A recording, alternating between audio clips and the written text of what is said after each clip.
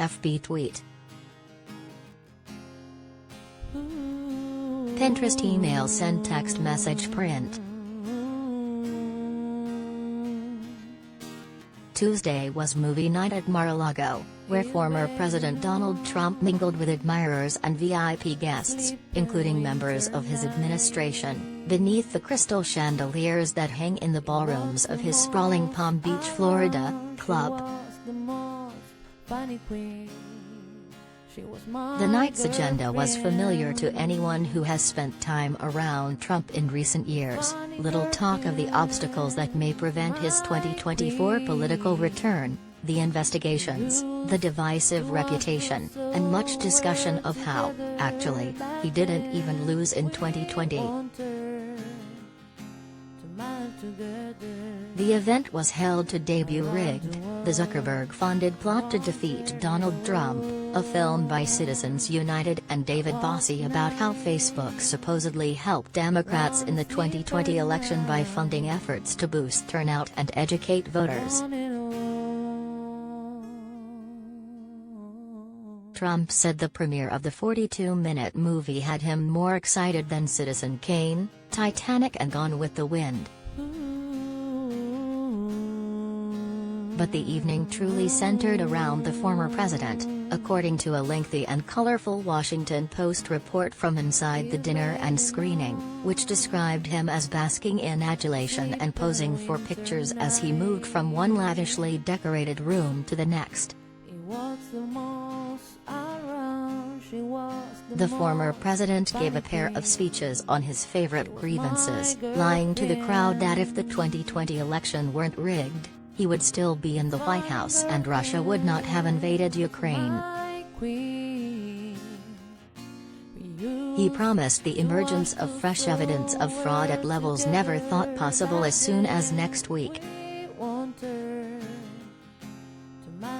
He also thrilled the paying guests with his perennial hints at a 2024 run for the presidency, saying, "We'll make America great again, according to the Post. Bossie introduced him as the 45th and 47th President of the United States, repeatedly.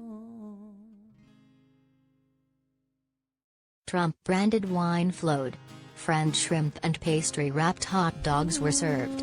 A model of Air Force One was parked on a table. Guests strutted by the pool at sunset.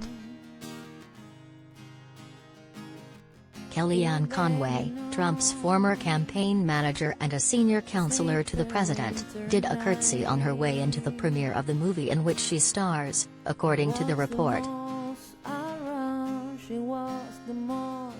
She chatted with former Trump White House Chief of Staff Reince Priebus about her upcoming memoir, telling other advisors the punches they might receive in the pages she wrote would be gentle, like a tickle.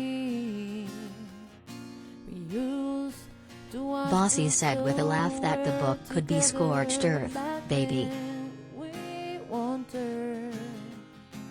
Former California Representative Devin Nunes, who left Congress to be CEO of Trump's new social media venture Truth Social, was spotted on the patio chatting with Priebus.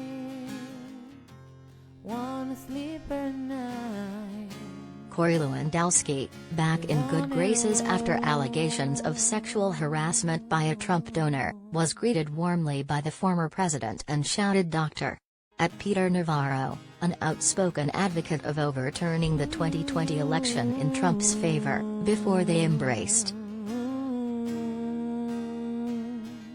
Hope Hicks, another longtime Trump ally who entered and exited the Trump White House, and dated Lewandowski, was also present and got a shout-out from the host. She is once again working with the family, specifically daughter Ivanka. "We love Hope," President Trump said, per the Post. Absent from the report was former First Lady Melania Trump. People reached out to her rep to see if she attended and did not hear back. Sources have often said how much she enjoys the seclusion of Mar-a-Lago and preferred to avoid the political spotlight.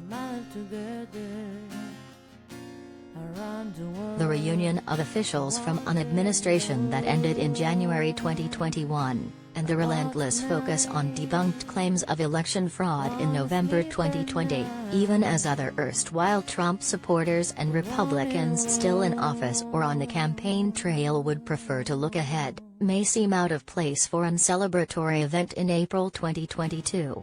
But not at Mar-a-Lago. Some of the people here say, we shouldn't be talking about 2020, Bossie said. I think it's vital that we do. If we don't prove what happened in 2020, how can we stop it from happening again?